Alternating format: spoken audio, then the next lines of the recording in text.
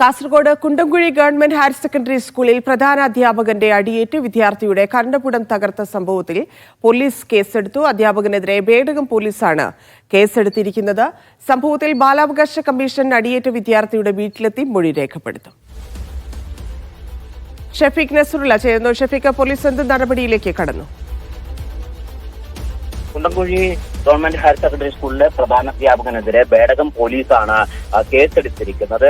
കഴിഞ്ഞ ഓഗസ്റ്റ് 11 ആണ് അസംബ്ലിയിൽ വെച്ച് ഈ വിദ്യാർത്ഥി പ്രധാനാധ്യാപകൻ അടിച്ചത്.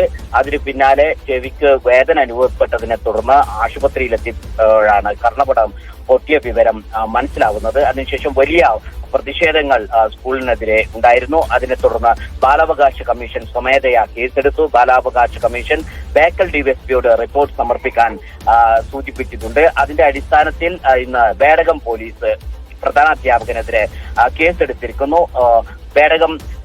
ബേഡകത്തുള്ള ഈ വിദ്യാർത്ഥിയുടെ വീട്ടിൽ അവകാശ കമ്മീഷൻ എത്തും. 10:30 വീട്ടിലെത്തി കുട്ടിയുടെ മൊഴി രേഖപ്പെടുത്തും എന്നാണ് മനസ്സിലാവുന്നത്. അതിനുശേഷം സ്കൂളിലെത്തി അധ്യാപകരുടെ മൊഴി രേഖപ്പെടുത്താനുള്ള സാധ്യതയുമുണ്ട്. ഇന്നലെ ജില്ലാ വിദ്യാഭ്യാസ ഓഫീസർ സ്കൂളിലെത്തി അധ്യാപകരിൽ നിന്നും അതോടൊപ്പം തന്നെ ഈ കുട്ടിയിൽ നിന്നും കുട്ടിയുടെ മാതാവിൽ നിന്നും മൊഴി രേഖപ്പെടുത്തിയിരുന്നു. പ്രതിഷേധത്തെ തുടർന്ന് പ്രധാനാധ്യാപകൻ ഇന്നലെ സ്കൂളിലെത്തിയിരുന്നില്ല. വിദ്യാഭ്യാസ ഓഫീസറുടെ ഓഫീസിലെത്തി അദ്ദേഹം മൊഴി നൽകിയിട്ടുണ്ട്. PTIയും ഈ വിഷയം പ്രധാനാധ്യാപകനും നിന്ന് മൊഴി രേഖപ്പെടുത്തിയിരുന്നു.